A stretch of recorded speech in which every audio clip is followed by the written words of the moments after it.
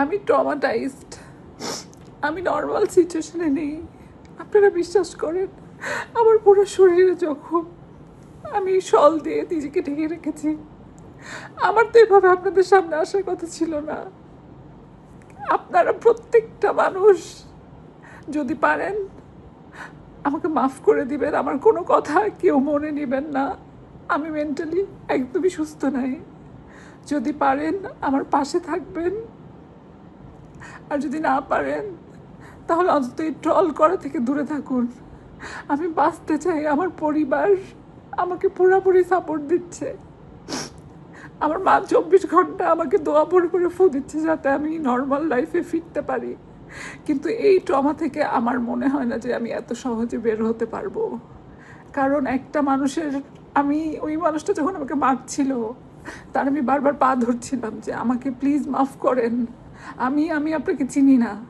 এবং সে অনর্গল মেরেই যাচ্ছে, সে মেরেই যাচ্ছে, সে মেরেই যাচ্ছে, সে মেরেই যাচ্ছে, সে থামছে না, সে থামছে না, সে তার মতো বলে যাচ্ছে আর মেরে যাচ্ছে।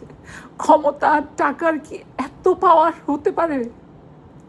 এত টাকা, এত ক্ষমতা, আল্লাহ যেন এরকম ক্ষমতা, এরকম পাওয়ার কাউকে না দেয় যে মানুষ পশুতে রূপান্তর হয়। আমি আপনাদের কাছে হাত জোর করে বলছি, আমার কোনো কথায় কেউ কষ্ট নেবেন না। মেয়েরা আমার কোনো কথায় কষ্ট নেবেন না। আমার বাংলাদেশ সরকার, বর্তমান যে সরকার আছেন, তারা আমাকে ইনশিওর করেছেন যে তারা আমার পাশে আছেন এবং আমাকে বিভিন্ন জায়গা থেকে ফোন করে, সংস্থা থেকে ফোন করে বলা হয়েছে যে তারা আমার পাশে থাকবেন। কিন্তু আমি আমার জীবনের রিস্ক ফিল করছি। দিন শেষে কি আমার তারকা হওয়া, অভিনেত্রী হওয়া, মডেল হওয়াটাই অপরাধ? যদি অপরাধ হয়ে থাকে তাহলে আমি অপরাধী, কিন্তু আমার গায়ে হাত দেওয়ার অধিকার কার? ফোকাসটা তো এখানে থাকা উচিত। তারপরেও সবার শেষে আমি এত কথা বলতেও পারছি না। আমি শুধু একটা কথাই বলতে চাই, আমি যদি কারো মনে কোনো প্রকার কষ্ট দিয়ে থাকি, আমি সবার কাছে এটার জন্য ক্ষমা প্রার্থী।